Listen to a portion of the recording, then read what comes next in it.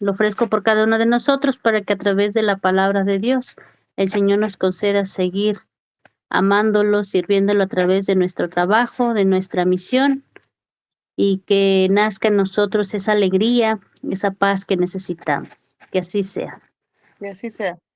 Por la señal de la Santa Cruz de nuestros enemigos, líbranos, Señor Dios nuestro, en el nombre del Padre, del Hijo y del Espíritu Santo. Amén. Señor Jesús, te damos gracias por un día más de vida. Gracias, Señor, por estos momentos que nos llamas para escuchar tu palabra. Gracias por cada uno de nosotros. Te pedimos que nos ilumines, que nos protejas, que derrames sobre nosotros tu Santo Espíritu, para que a través de ello nosotros podamos servirte con alegría, con ánimo y entusiasmo. Que así sea.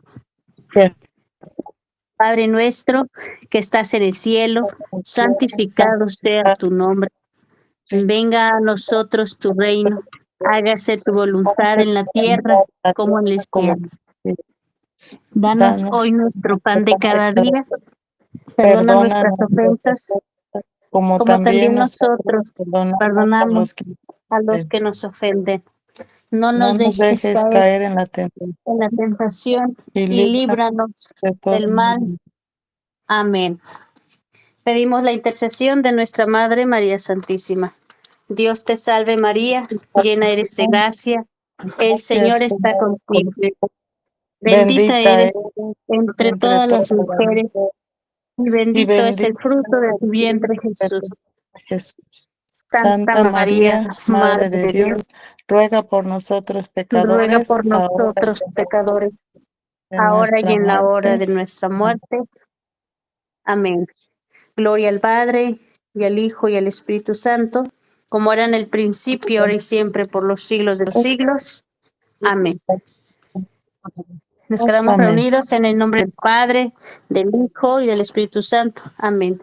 Espíritu Santo, fuente de luz, ilumínanos y santifícanos. Espíritu Santo, fuente de luz, ilumínanos y santifícanos.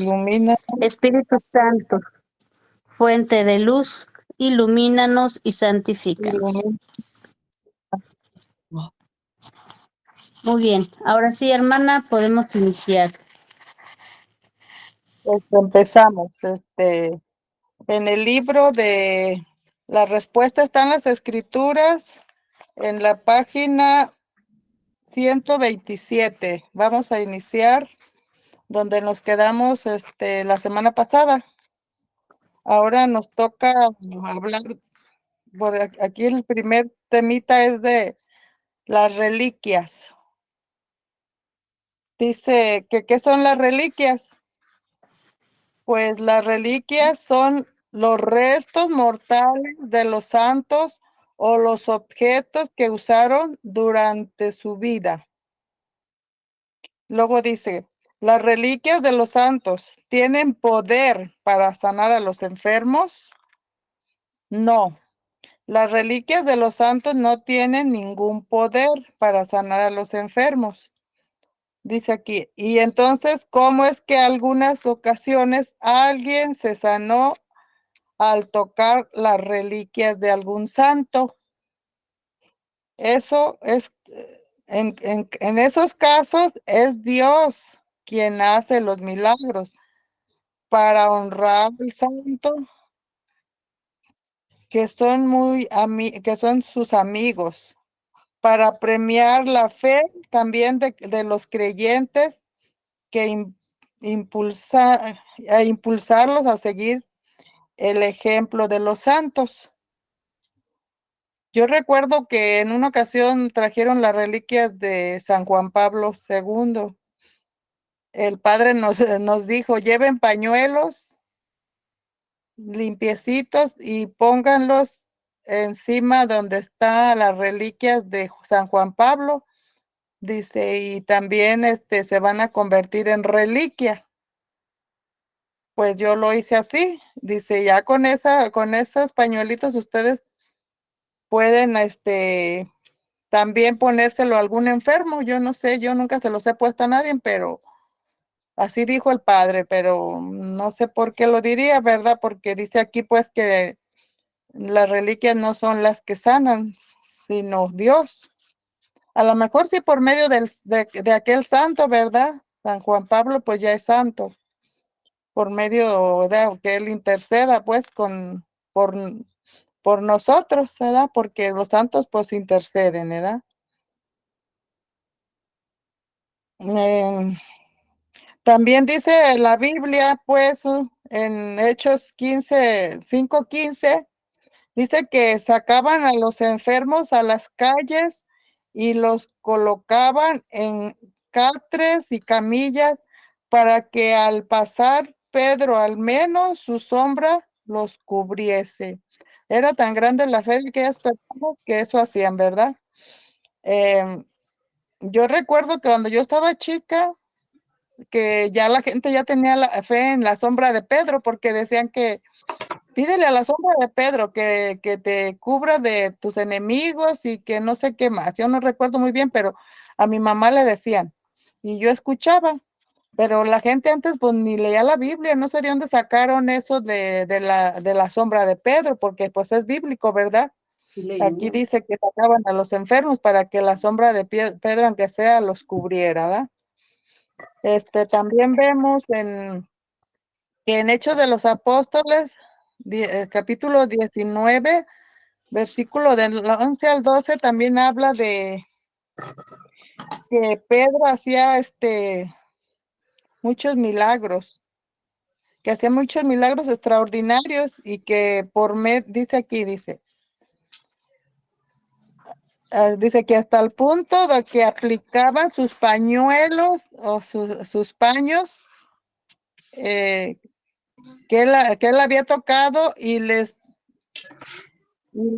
desaparecían las enfermedades y también salían de ellos los espíritus malignos. Yo creo que también de eso, los sacerdotes de ahora también se basan a esas vivencias de aquel tiempo, ¿verdad? Por eso al padre nos dijo en esa ocasión que lleváramos pañuelos, para que se nos volvieran también reliquias, pues. Dice aquí, ¿qué hay que hacer con las reliquias de los santos? Pues hay que respetarlas, porque nos ayudan a recordar a las personas a las cuales pertenecieron. Dice aquí en el Génesis capítulo 50 y 25, dice, José los hizo jurar pidiéndoles este favor. Cuando Dios los visite, lleven mis huesos de aquí junto con ustedes. Y dice que en el Éxodo 13:19 dice, Moisés tomó consigo los huesos de José, pues éste había hecho jurar solemnemente a los israelitas, diciendo ciertamente, Dios los visitará y entonces llévense de aquí mis huesos con ustedes. O sea que esos huesos los traían para allá y para acá, seguramente, ¿verdad? Porque los andaban cargando como José les había dicho. Y pues acabamos de decir que las reliquias de los santos pues son pues sus huesos o cosas que pertenecieron a ellos, ¿verdad? Pues, sigue Éxodo 13:19.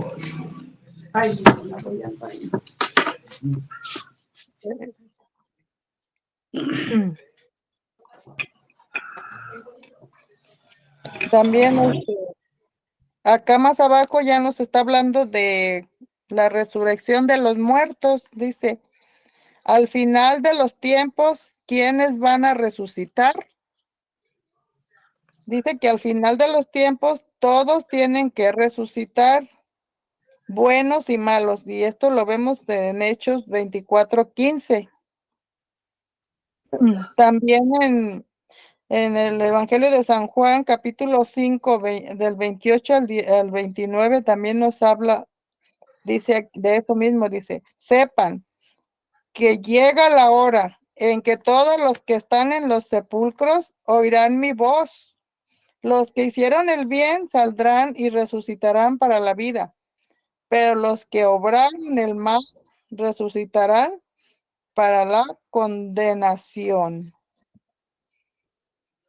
Dice, ¿cómo será posible que la resurrección de los cuerpos que fueron completamente destruidos por alguna bomba o quemados? Dice, ¿cómo será posible la resurrección de los cuerpos que fueron completamente destruidos por alguna bomba o quemados por el fuego? Dice aquí leyendo Lucas 1, capítulo 1, versículo 37, que para Dios nada es imposible. Entonces, para Dios nada es imposible, pues Él va a resucitarlos, porque para Él nada es imposible. Y ya vemos que quieren buscar esa de Job 19:23. Alguien que me ayude a buscar Job Sí. 19:23 al 27.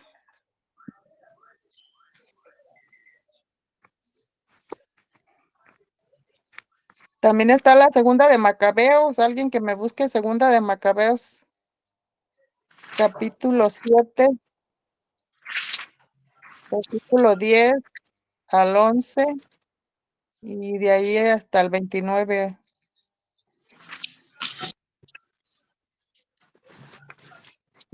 Mm,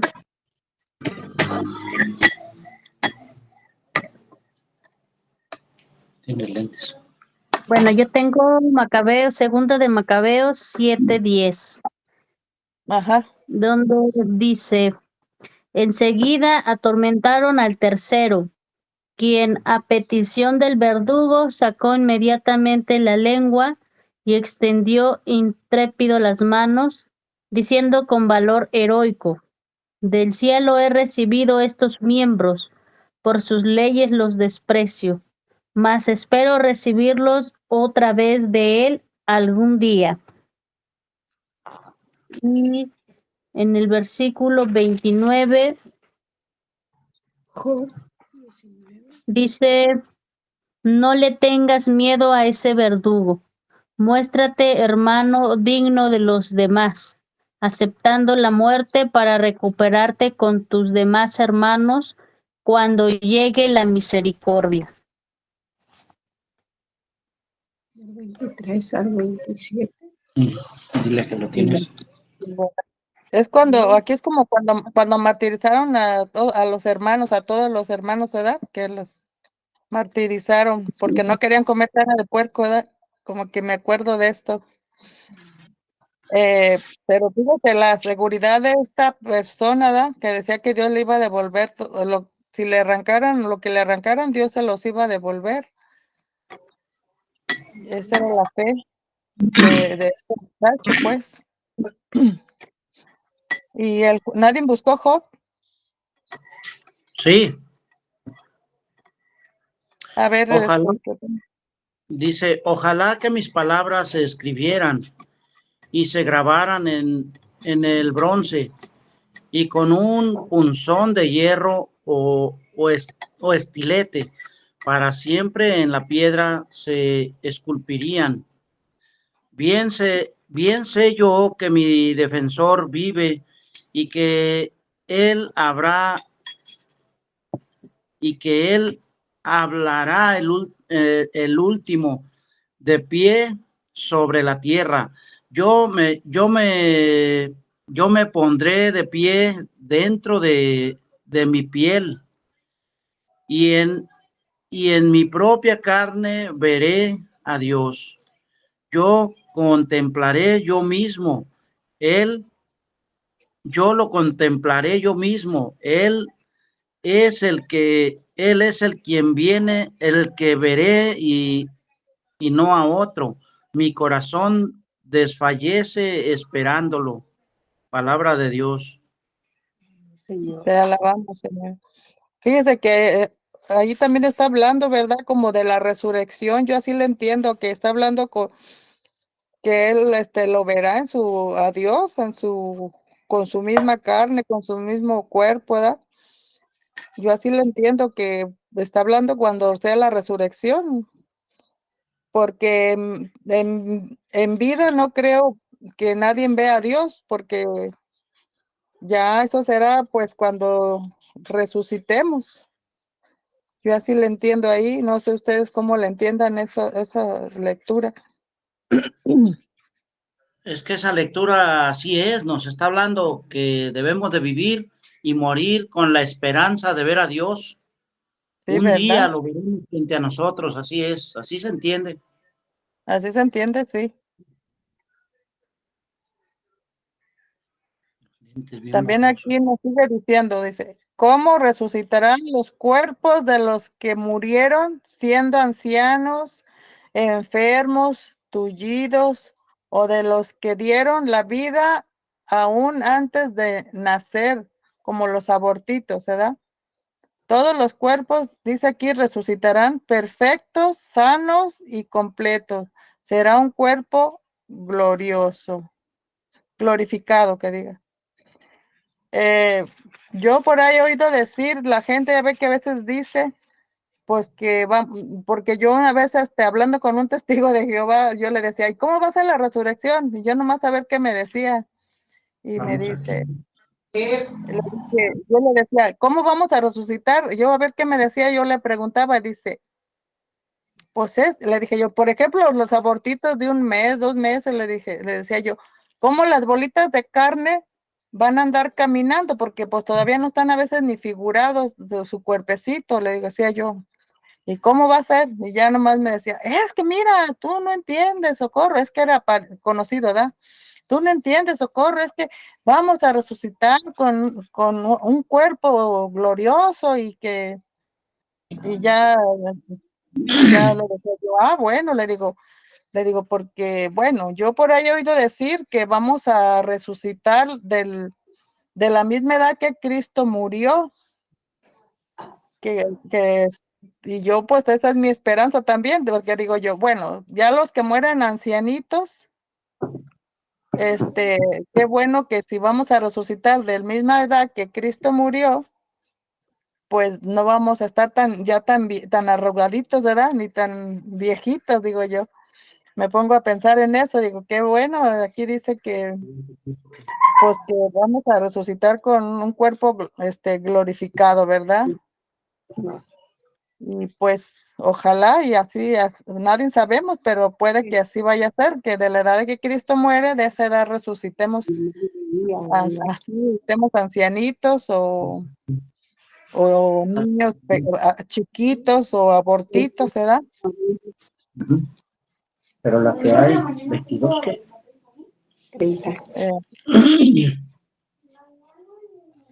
Dice aquí, ¿cómo serán los cuerpos resucitados? Dice aquí, los cuerpos resucitados, número 1, no tendrán actividad sexual. Número 2, no necesitarán alimentarse para subsistir. Número 3, no podrán sufrir ni corromperse. Número 4, no estarán sujetos a los actuales leyes de la naturaleza, por lo tanto, podrán moverse con la rapidez del pensamiento. Y número 5, para los buenos será cuerpo glorioso lleno de felicidad. Y para los malos serán cuerpos repugnantes como su alma. Y vamos a ver en Mateo 22:30 qué nos dice. Dice, porque primeramente en la resurrección de los muertos, ni los hombres ni las mujeres se casarán, sino que serán como ángeles en el cielo.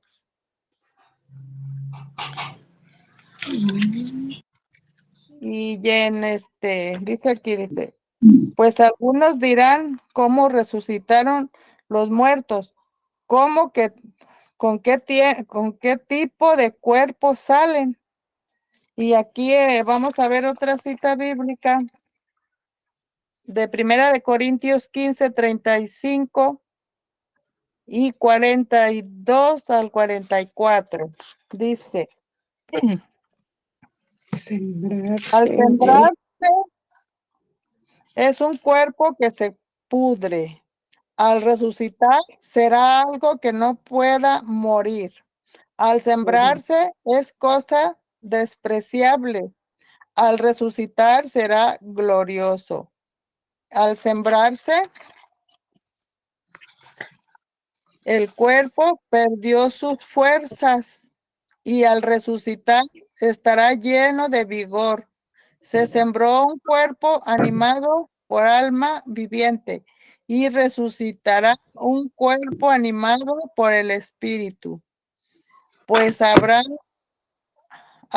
un cuerpo espiritual, lo mismo que hay al presente un cuerpo animado y viviente. Ahí nos aclara cómo va a ser, pues, nuestra resurrección, con qué cuerpo, ¿da? Vamos ahora a pasar a revelación natural. ¿Cómo puede ser la revelación natural? Puede ser pública o privada. ¿Y cuál es la revelación pública? Es la que realizó Dios a favor de toda la humanidad mediante los profetas que culminó en Cristo y los apóstoles. Y terminó Hoy el pan. con Ahí está. Apocalipsis de Juan. Aquí en Hebreos capítulo 1, versículo del 1 al 2 nos dice: en diversas ocasiones y bajo diferentes formas, Dios habló a nuestros padres por medio de los profetas, hasta que en estos días que son los últimos, nos habló a nosotros por medio de su Hijo. Esa es la revelación,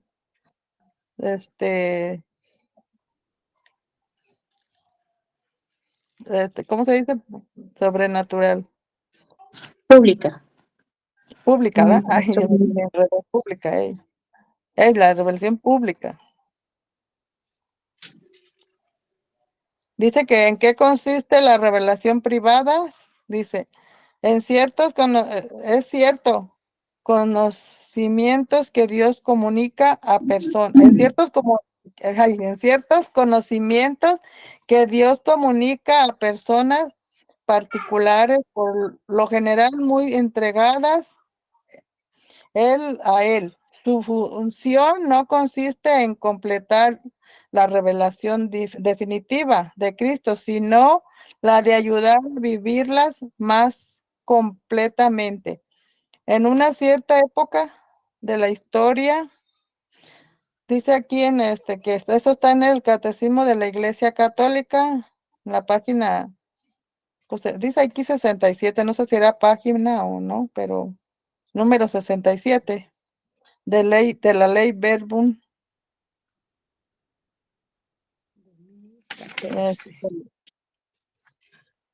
Y luego dice, ¿estamos obligados a creer en las revelaciones privadas? No, solamente estamos obligados a creer en la revelación pública, puesto que es la revelación, puesto que las revelaciones privadas no pertenecen al depósito de la fe. Y eso nos dice también el Catecismo de la Iglesia Católica. Yo, hablando de las revelaciones, pues como dice el dicho, no están ustedes para saberlo, ni yo para contarlo, pero a veces sí es cierto esto de que Dios a uno sí le revela, yo pienso cosas. Les platico esto porque antes de salir algo que nos pasó. Antes de salir a las misiones, mi prima padece mucho de una rodilla y menos de pastilla, no puede caminar, le duele mucho. Y ella me decía, ay, pues a ver cómo me va acá en la misión, dice, porque pues ya llevo mis pastillitas porque no sé si vayamos a caminar mucho y pues para poder caminar voy a tener que llevarme pues mis pastillas que tomo para el dolor. Y ya yo No sé si yo siento que a mí Dios me revelaría eso, no sé, porque se me vino así de repente a la cabeza y yo le dije, con mucha seguridad, yo sentí mucha seguridad de decirle, ahí vas a ver que vas a venir bien aliviada de la misión. Y así quedó. Y el domingo que vino para ir a la junta de evaluación que tuvimos allá en Guadalajara, me decía en el camión, ay, socorro, tienes voz de profeta. Le dije, ¿por qué? A mí me dio risa, le dije, ¿por qué? ¿Te acuerdas que iba a venir aliviada de la misión? Que más aliviada de la misión, le dije, pues sí, le dije, se me vino de repente, yo creo que no sé si será que Dios me lo reveló, no sé, le dije, pero ¿por qué me preguntas? Pues en la misión no ocupé pastillas para el dolor y hasta ahorita no he tomado ni una. Y ya pues ya tiene 15 días de eso. Dice, hago mi quehacer tan a gusto. Dice, ya mira, hasta estiró el pie. Dice, ya no me duele ni para moverlo. Le dije, pues qué bueno, le digo. A lo mejor Dios te sanó, pues no sabemos, ¿verdad? Y ya, Tengo también un testimonio. sí, Y la a hermana ver, Vicky es testigo. Esta vez que ajá, fuimos a Potlanejo, sí, el primer día los jóvenes se pusieron a jugar voleibol al final de la prédica. Y ahí sí, voy yo con ellos. Y pues jugué un rato y me duele ¿cómo se llama? El muslo. ajá, Traía el muslo como un tirón. sí, Y dije, híjole, y mañana hay que visitar. Yo dije, bueno, pues el Señor dice que nada te pasará y que nada te dañará. Y así, al otro día todavía amanecí con dolorcito, pero ya empezando a caminar, sí, listo. En un ratito ya no tenía dolor. bendito sea Dios. Sí. Sí, pues sí, hay muchos testimonios, que puede uno contar en las misiones que le pasan a uno y muy bonitos. De parte de Dios nos da a conocer muchas cosas, ¿verdad?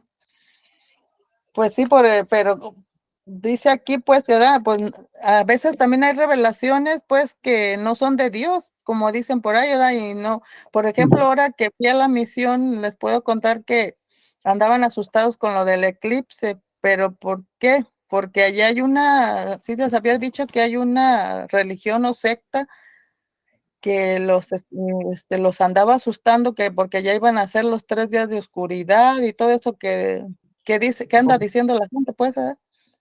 Y, yo les dije, miren, siempre ha habido esa gente que quiere asustar a uno por una cosa o por otra, le dije, también en el 2000, cuando iba a llegar el 2000, también anduvieron los testigos diciendo de casa en casa que ya iba a ser el fin del mundo. Le dije, mi cuñada andaba asustada y me dijo que sí, sería cierto. Y yo le dije, mira, vas a ver qué va a pasar el 2000 y no va a pasar nada porque en la Biblia dice que nadie lo sabe, ni los ángeles, ni el Hijo. Le dije, lo sabremos nosotros. Y así les dije yo a ellos, le dije, y van a ver, les dije que no va a pasar nada con el eclipse, le dije, y el que anduvo diciendo y a todo eso y que les comunicó a la gente, pues ahí se va a ver que es un falso profeta, porque cuando alguien profetiza algo y no se cumple, es un falso profeta, lo dice la palabra de Dios. Y por eso te digo que hay muchas, según eso, personas que traen revelaciones, pero no hay que creer en todas, porque no todas son ciertas, ¿verdad? No estamos obligados pues a creer en todo lo que la gente dice que recibe de revelaciones.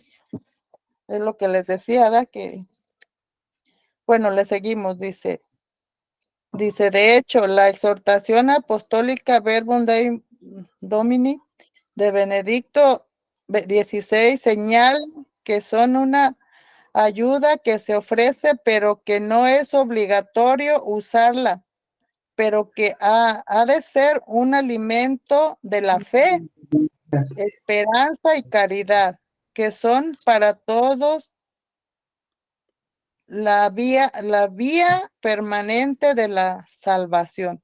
O sea que sí existen revelaciones, ¿verdad? Pero no estamos obligados pues a creerlas, ¿verdad? Aquí lo dice también Benedicto, Papa Benedicto.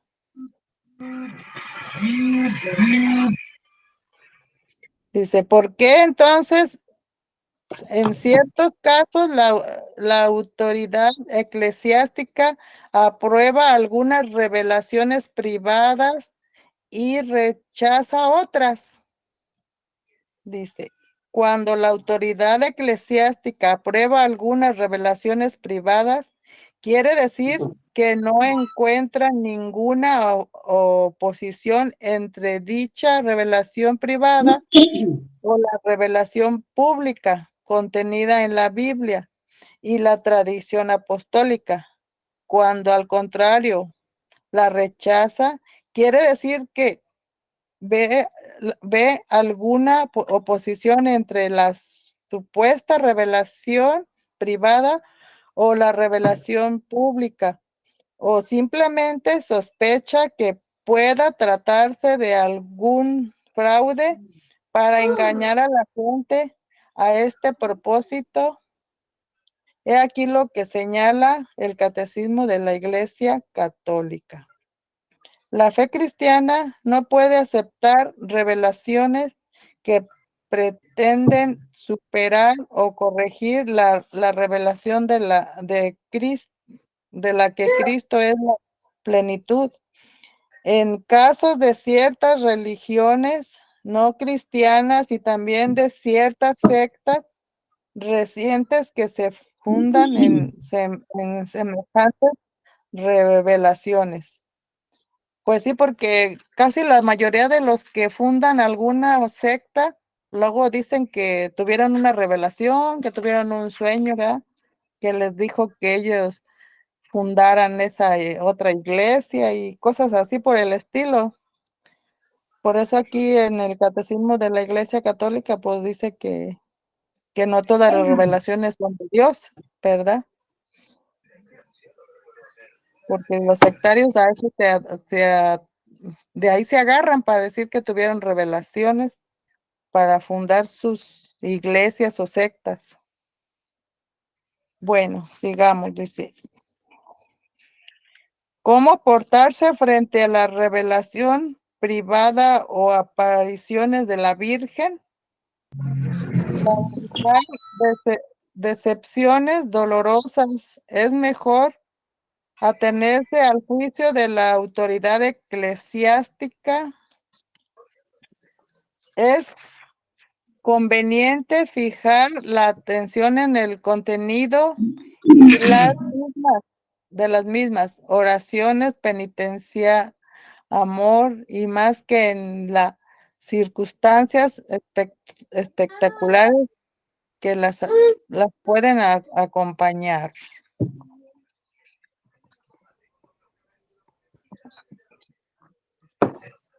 ¿De ahí alguien quiere comentar algo?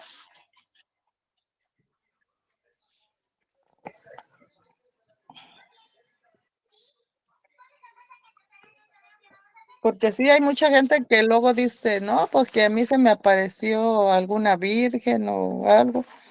Pues no estamos obligados tampoco a creer en eso, ¿verdad? Porque pues solamente lo que apruebe la iglesia, digamos, ¿verdad? Lo que apruebe la Iglesia Católica de apariciones, por ejemplo, la de la Virgen de Guadalupe fue aprobada y varias otras, ¿verdad? Entonces no vamos a creer en cualquier persona que diga, ay, es que se me apareció la Virgen o se me apareció tal santo o tal, así, ¿verdad? Pues no, tampoco no estamos obligados a creer en eso. ¿O cómo ven ustedes? ¿Qué quieren Miren, comentar algo sobre eso? ¿puedo comentar poquito? ¡Hey! En una ocasión, antes de que nosotros estudiáramos Biblia, yo andaba en un trabajo y ahí me pusieron un ayudante a mí, que no nos conocíamos, pero me dijeron, este te va a ayudar, es tu ayudante. Se llamaba Domingo, el amigo. Y ya platicando por rápido, en el primer día luego me empezó a decir que él era de la luz del mundo y Y yo le empecé a preguntar que cómo fue su iglesia. Pues ya, según él me explicó a su modo. Pero yo pues no estudiaba nada todavía. Sí. Entonces, de alguna manera me di cuenta que su fundador, pues también con un sueño y que le dijo Dios que fundara una iglesia. Entonces se me ocurrió al segundo día que estábamos trabajando, fui y le dije, oye Domingo, hoy vengo bien contento, ¿qué crees? Que tuve un sueño tan bonito, soñé a Dios. No, me puso atención a la plática. ¿Cómo que sí? Sí, soñé a Dios. Y me dijo que funde una iglesia y que voy a tener un ayudante que se llama Domingo. Ah, Que ese me va a ayudar para toda la vida. Ya no me querían ni ayudar a nada. Pero digo yo, fue fuera del estudio, yo todavía no conocía, pero fue una ocurrencia y con eso me lo quité de encima. ah, Él también, yo le dije, si a los demás le crees, si le crees a tu está patrón, bueno, ¿por qué a mí no? está buena esa charrita. ¿Va? Sí, pues pasó así, era muy fuera del estudio y muy fuera de todo. Ya Sí. es todo, hermanitos, para no quitarles el tiempo. Bueno, pues entonces ahora vamos a seguir con la de los sacerdotes.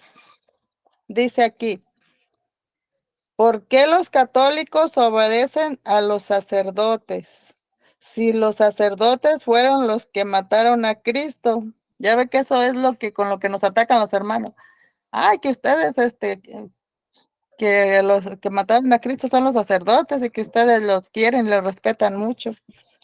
Dice aquí, dice, los sacerdotes que pidieron la muerte de Cristo fueron los sacerdotes del Antiguo Testamento.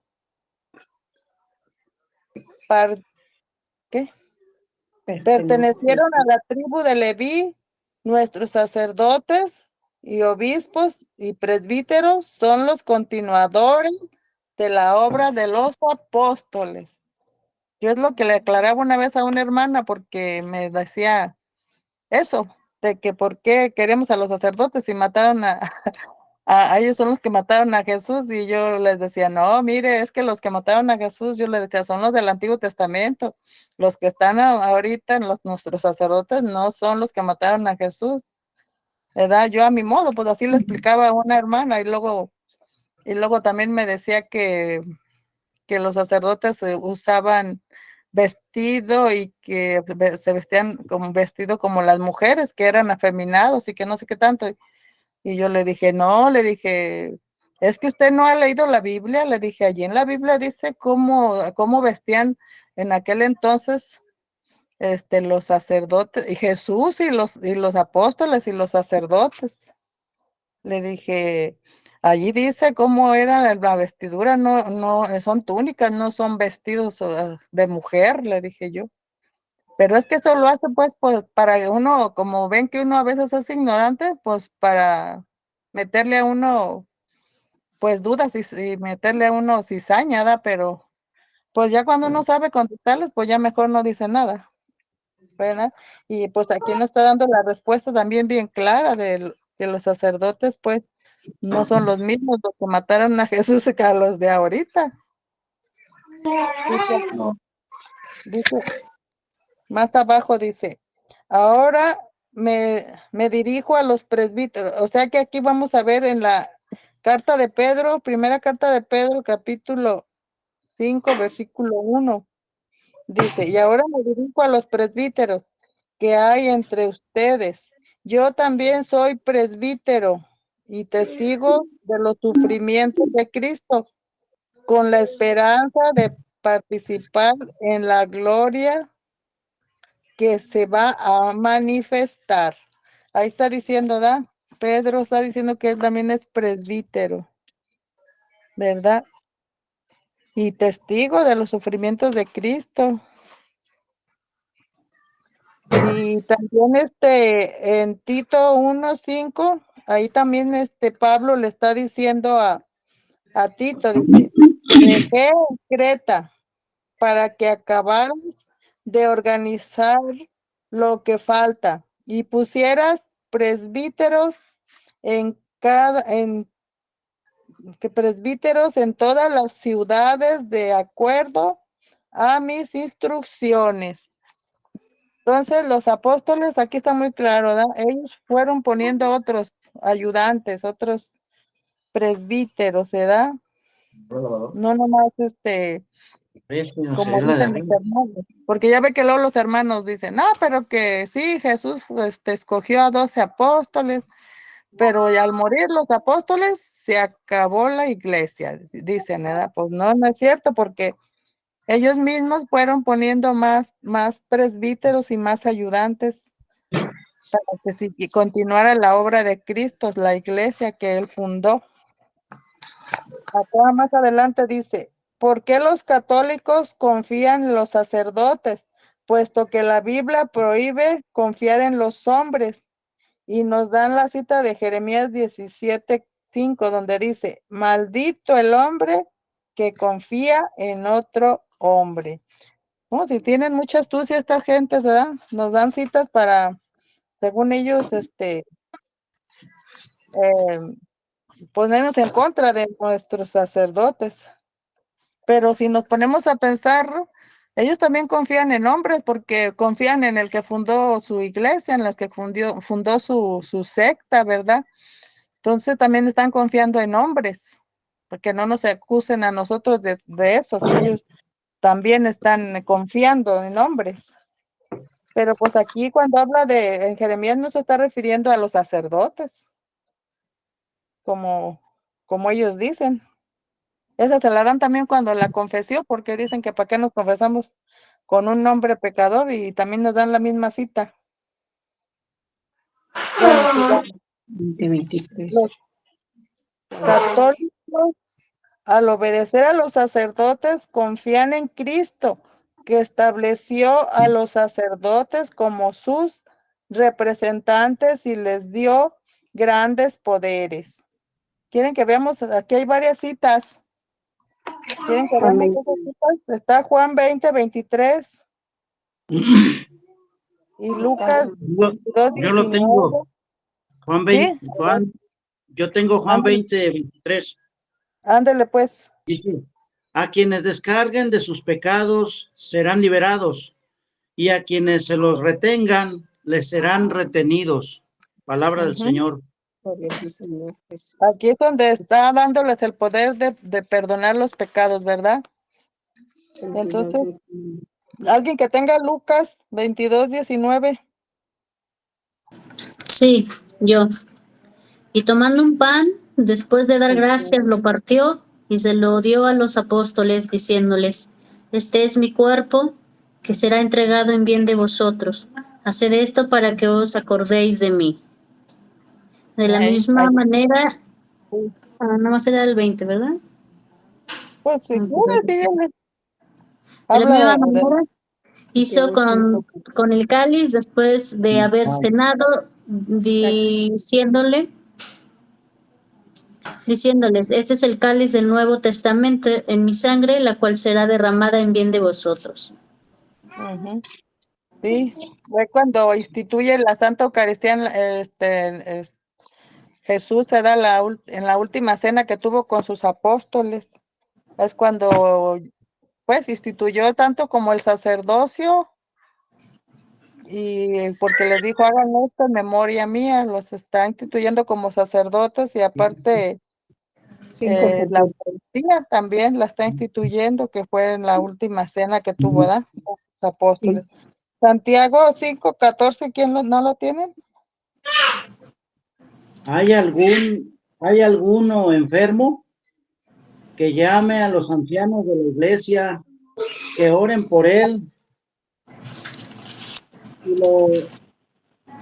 y lo unjan con aceites en el nombre del Señor. Palabra de Dios. Sí, aquí es cuando se dice era la unción de enfermos. Por eso en la iglesia también los sacerdotes ungen al enfermo, ¿verdad? Con aceite, pues sí, para unción de enfermos. El que tenga es ¿cuál es Eclesiástico. eclesiástico? Sí, ¿verdad? Eclesiástico. Eclesiástico. Yo tengo y dice así: con toda tu fuerza ama a tu Creador y no vayas a descuidar a sus ministros. Teme al Señor, honra al sacerdote, dándole la parte que se te ha mandado, las primicias, las ofrendas por el pecado, la dádiva de la espaldilla, el sacrificio de purificación y las primicias de las cosas santas. Ujú. Ya desde el antiguo ya se hablaba de los sacerdotes, ya había sacerdotes pues del antiguo, pero también ahí decía que hay que pues respetarlos y ayudarlos, ¿verdad? Y darles pues, sí, lo que les pertenecía en aquel entonces, como el diezmo, las primicias y todo eso. De ahí se agarran los hermanos para querer hacer lo mismo, para cobrar diezmo y todo eso. Pero ya para nosotros ya no. A ver, en Mateo 10:40, que alguien lo tiene.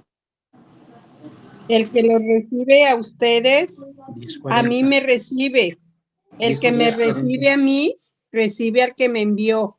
El que recibe a un profeta, porque es profeta, recibirá recompensa digna de un profeta.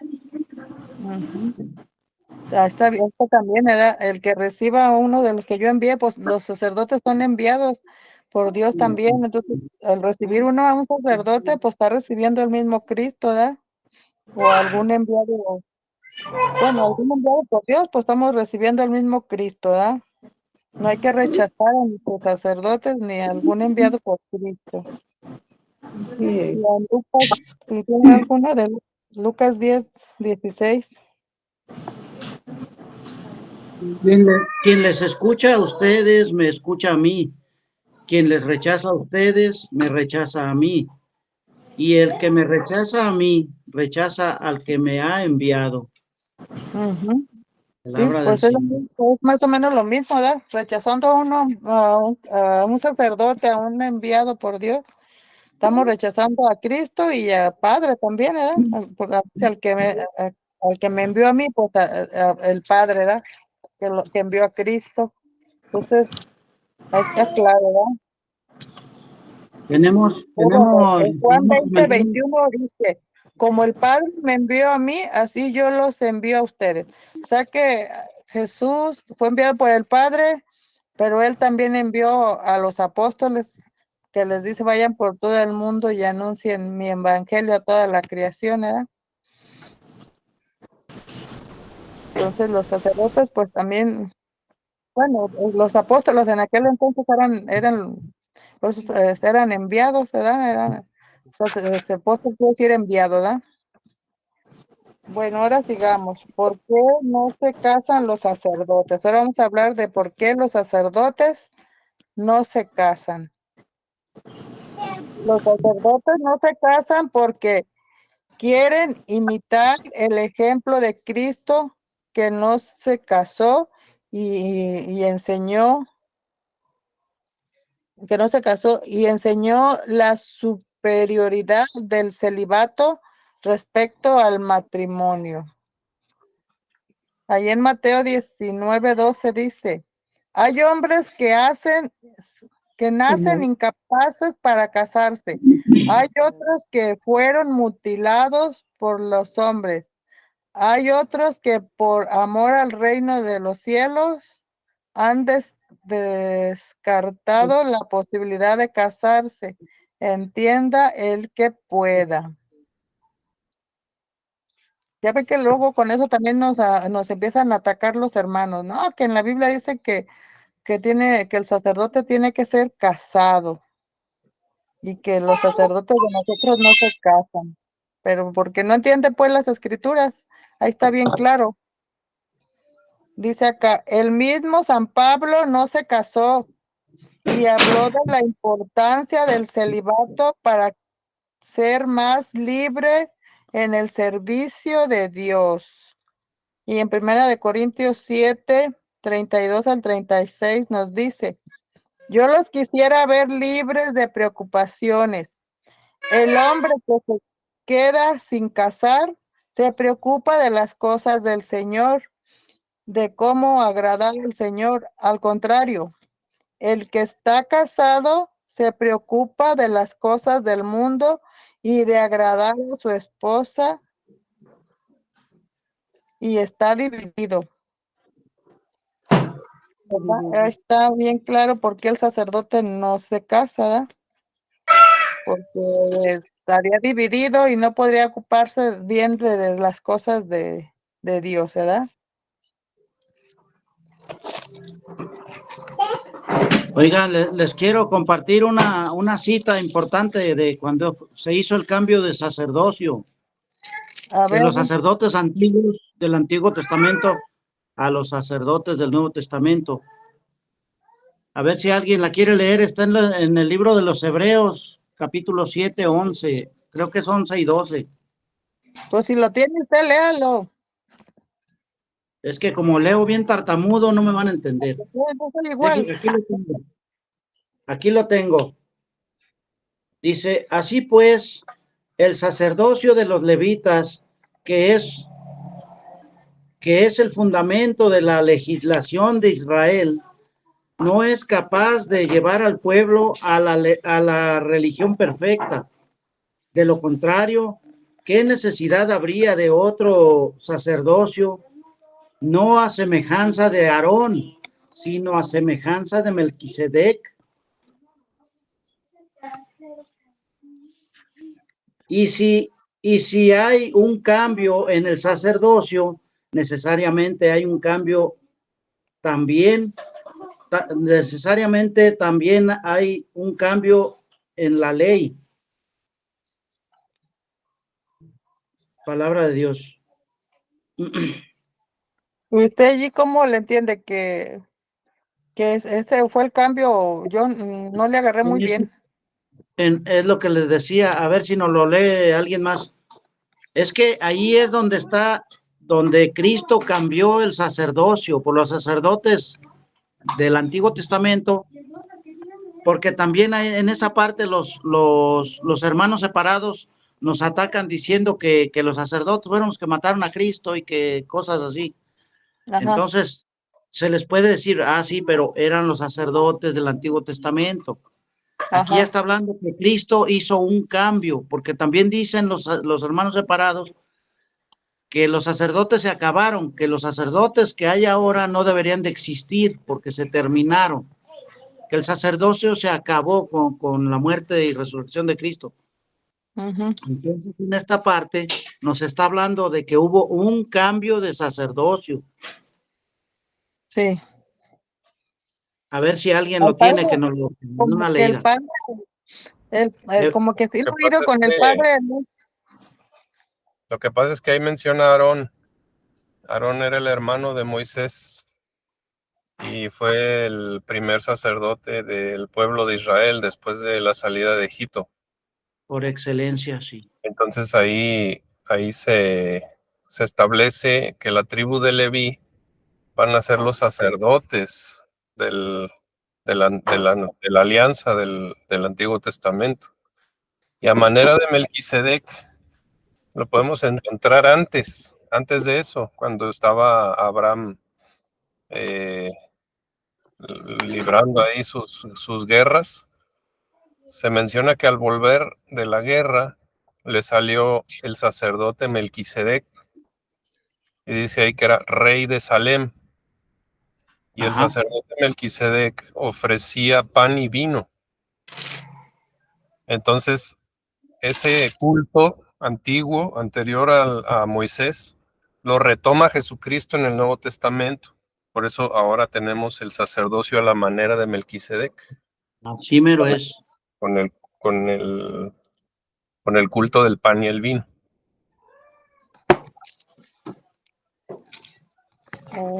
Bueno, a mí se me hizo interesante esta cita, por eso las quise pasar. Es Hebreos 7, 11 y 12, creo. Es que por ahí va, para entenderle. Sí, el padre Luis les explica re bien, nada más que a mí no se me queda mucho en la cabeza cómo lo explica él, pero más o menos así como lo explicó Christopher, así más o menos lo explica Es el como padre él. Luis. Bueno, pues sigamos, dice acá. ¿Por qué los sacerdotes cobran las misas y los bautizos y cualquier otro servicio que prestan? Dice, lo que piden los sacerdotes por los servicios que prestan no es un pago, es una aportación para su honesto sustento. ¿Quieren leer la de Corintios? 1 Corintios 9 del 7 y 14. Dice que los protestantes son más exigentes al pedir el diezmo y la limosna y las ofrendas y las primicias. Ellos son los que critican más esto y lo que pasa es que eso se lo pasan al católico para que también se rebele. Pero porque ellos se sienten mal, porque ellos son los que cobran todavía más que ni los sacerdotes. ¿Sí lo encontraron? Sí. ¿Qué soldado va a la guerra a sus propias expensas? ¿Quién planta una viña y no come de sus frutos? ¿Quién cuida de un rebaño y no se alimenta de su leche? Y no son solamente gustos del mundo, pues la ley dice lo mismo. En la ley de Moisés está escrito, no pongas bozal al buey que trilla. Debemos pensar que Dios se preocupa por los bueyes, o mejor que habla para nosotros. Sin duda que esto se escribió para nosotros. El arado no ara si no lo mueve la esperanza, y tampoco uno trilla sin tener la esperanza de recibir su parte. Y si nosotros hemos sembrado en ustedes las riquezas espirituales, ¿será mucho que cosechemos sus recursos materiales? Si otros tienen este derecho sobre ustedes, con mayor razón nosotros, pero no lo hemos aprovechado y preferimos aguantar antes que crear obstáculos al Evangelio de Cristo. ¿No saben que los que sirven en el templo comen lo que fue sacrificado en el templo?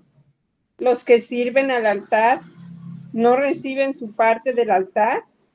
Del mismo modo, el Señor ha ordenado a los que anuncian el Evangelio que vivan del Evangelio. Palabra de Dios. Te alabamos, Señor. Ahí está bien claro, ¿verdad? Está diciendo, pues, tenemos que comer de lo... También acá en Lucas 10:7 también dice que el obrero merece su salario. O sea, ellos tienen que comer de su trabajo, ¿verdad? Los sacerdotes, ese es su trabajo. Y ahí dice, pues, de eso hay que comer.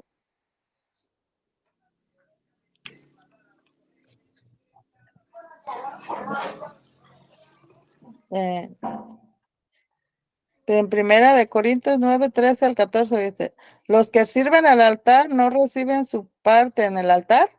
Del mismo modo, el Señor ha ordenado a los que anuncian el Evangelio que vivan del Evangelio. Entonces, ahí está aclarado eso de por qué los sacerdotes, según eso, cobran, ¿verdad?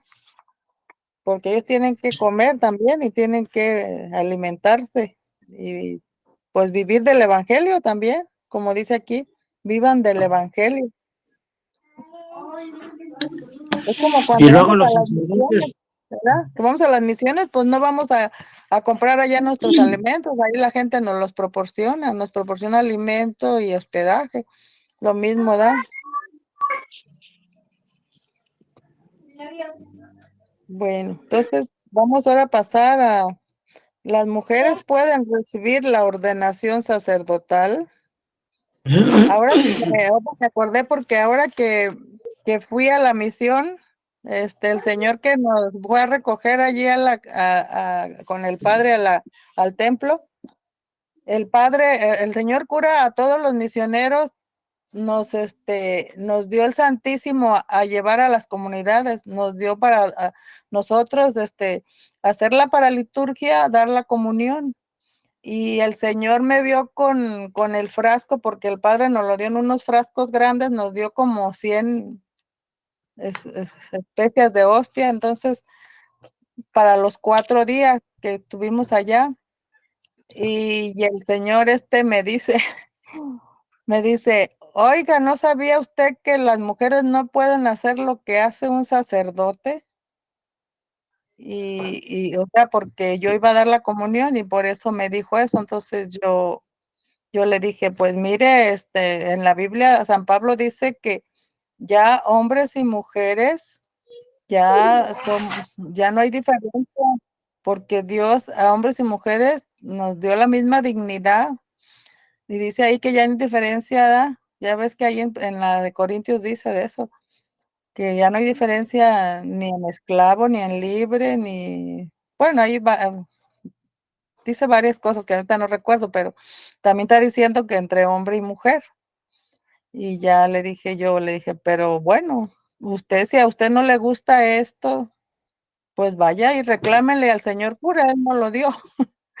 Y ya nomás se rió y dice, bueno, dice, a mí también una vez me puso a ayudarle con lo de la comunión, o no me acuerdo con qué, así me dice que sí también. Dice, y pues hoy me cuenta por qué me puso a mí, que por qué me puso a mí, que yo no era sacerdote. Y yo también les dije lo que usted dice, pues pregúntenle al padre, digan, reclámenle a él, pues él me puso. Y aquí es donde, pues no es lo mismo, pues el sacerdocio es una cosa y el ministro de la comunión pienso yo que es otra, ¿verdad? Pero pues me acordé porque aquí dice, ¿verdad? Que la mujer no puede recibir la ordenación sacerdotal.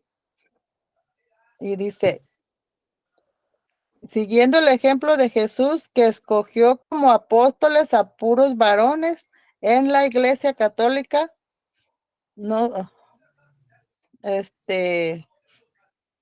no pueden recibir la ordenación sacerdotal solamente los hombres y no las mujeres. Pues sí, eso mucha gente, o sea que mucha gente sí dice, ¿y por qué las mujeres no, verdad? Pues yo he oído decir eso, pero aquí está muy en claro, Jesús no escogió mujeres para mandarlas a llevar el evangelio y para que fueran sacerdotes, se escogió a puros varones, dice, ¿verdad? Y también dice, Bájenle a eso. ¿mande?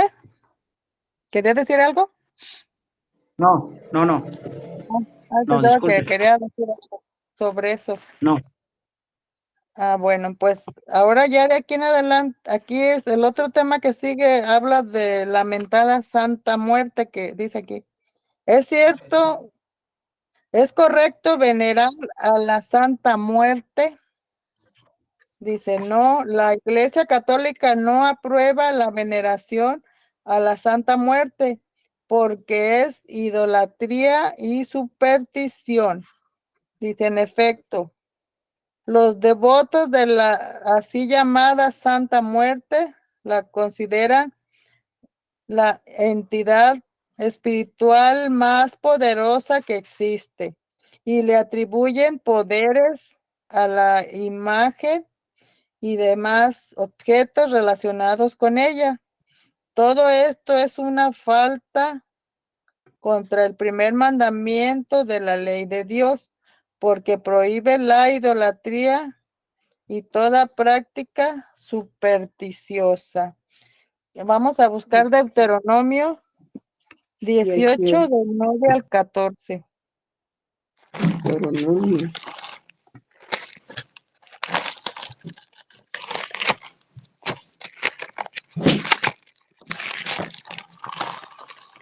Ay, no, con esta Biblia no se puede.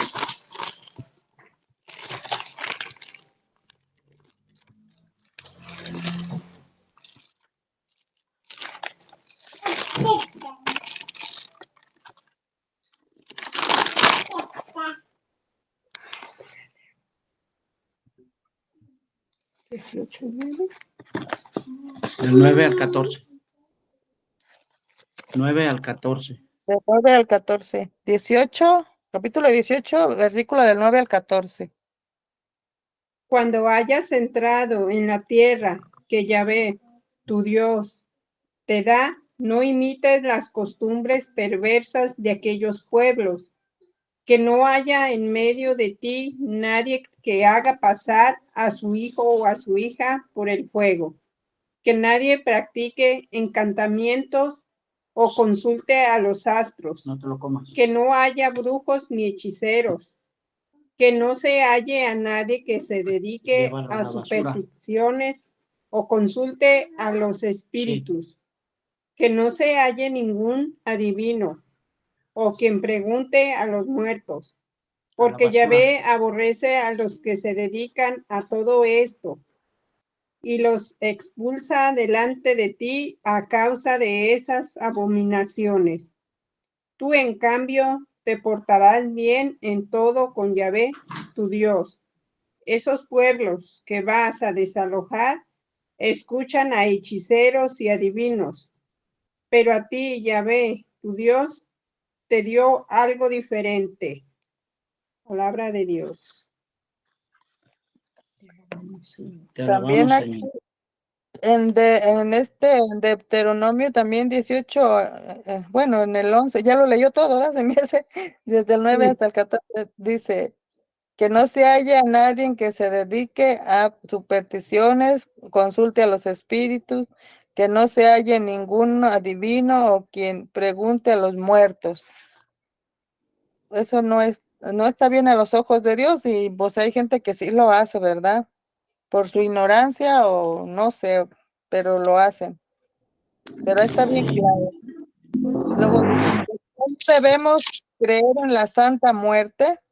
No es ninguna persona ni entidad espiritual.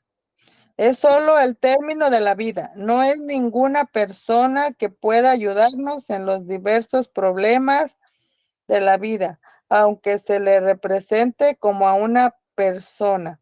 Jamás ha tenido existencia física o espiritual, ni ha sido canonizada por el Papa, dice. Cuando la Iglesia Católica, cuando la Iglesia canoniza a ciertos fieles, lo que hace es proclamar solemnemente que esos fieles han practicado heroicamente las virtudes, han vivido en la fidelidad a la gracia de Dios. No es el caso de la llamada Santa Muerte, porque jamás ha vivido un personaje llamado Doña Muerte que haya sido canonizada por la Iglesia Católica.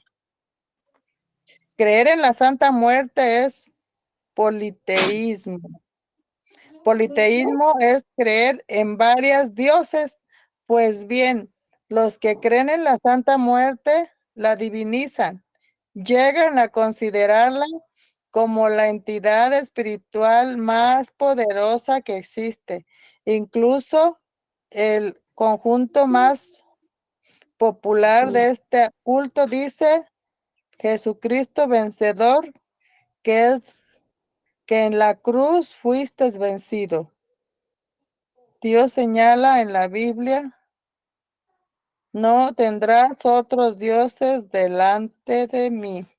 Está en Éxodo capítulo 20, versículo del 2 al 3. O sea, no hay que tener otros dioses, ¿verdad? Y ahí como la divinizan y creen que es como una diosa, pues están pecando, ¿verdad? En el primer mandamiento, ¿verdad? En el primer mandamiento que Dios nos dejó. Y hay gente que cree mucho en eso, porque por aquí una pariente de mi marido me estaba platicando que su hermana tenía una y que se peleó con su otra hermana y que le dijo, pero vas a ver, le voy a decir a mi niña Blanca que te mate lo que tú más quieras. Y que dice que otro día le amaneció muerto su canario. Y que andaba ella diciendo, ay, por esa me mandó a que me matara mi canario. ¿Quién habla? ¿Quién me habla? que si viene más al rato porque ahorita estoy ocupada. Es que me andan buscando, digo que estoy ocupada ahorita, ¿verdad? Bueno, entonces, pues ahí vemos, eso no es bueno, eso de en la mentada Santa Muerte, pues no es de Dios, eso ya es algo que no es de Dios, es algo, por ahí decía un sacerdote que una vez le llevaron a bendecir a una estatua de la mentada Santa Muerte. Ese padre hacía misas de sanación y fuimos esa vez y dijo, me trajeron dizque una estatua a bendecir de la mentada Santa Muerte. Hasta ahí llega la ignorancia a veces de la gente, ¿verdad? Y que él le dijo, no, déjamela aquí porque le tengo que hacer, esa estatua le tengo que hacer un exorcismo porque esa ya trae algo malo. Y dice que después que le hizo su exorcismo, la rompió con un martillo y que adentro traía un diablillo así de plástico. Dice, esas estatuas ya las venden, pues ya como con un conjuro o algo así, ¿verdad? Pues él era, ese padre de esos que, como exorcistas, y pues sabe, ¿verdad? Sabe que tengan de veras esas estatuas, no son buenas. Creo yo que no.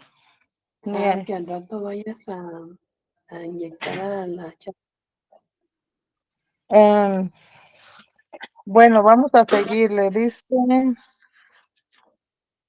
Dice aquí, yo soy Yahvé, no hay ningún otro fuera de mí, ningún Dios existe. En Isaías 45:5.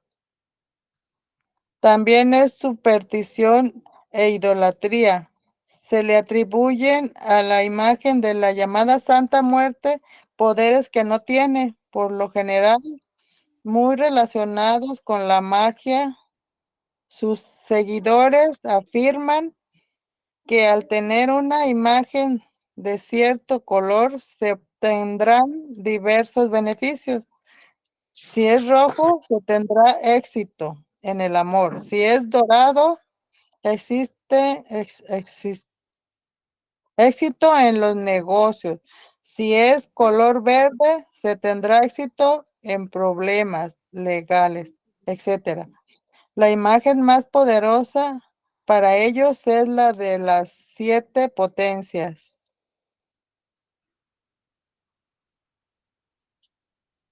A ver, vamos a ver Levíticos 19:26, a ver qué nos dice ahí.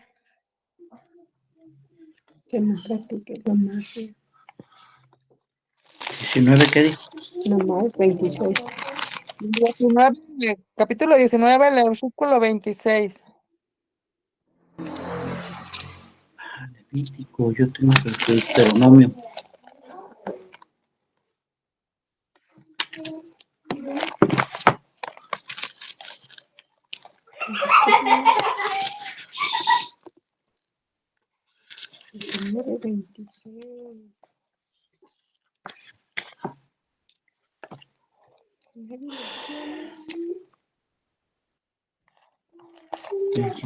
No coma nada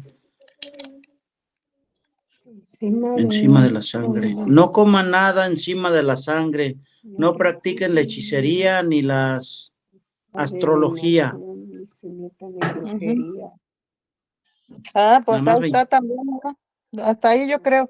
Dice, no coman creer nada en la encima. No practiquen la adivinación, ni se metan en brujería. Este mandamiento dice claramente, amarás a Dios sobre todas las cosas. Y en la Biblia podemos leer estas palabras de Jesús. Adorarás al Señor tu Dios y a Él solo servirás. Está en Mateo 4:10.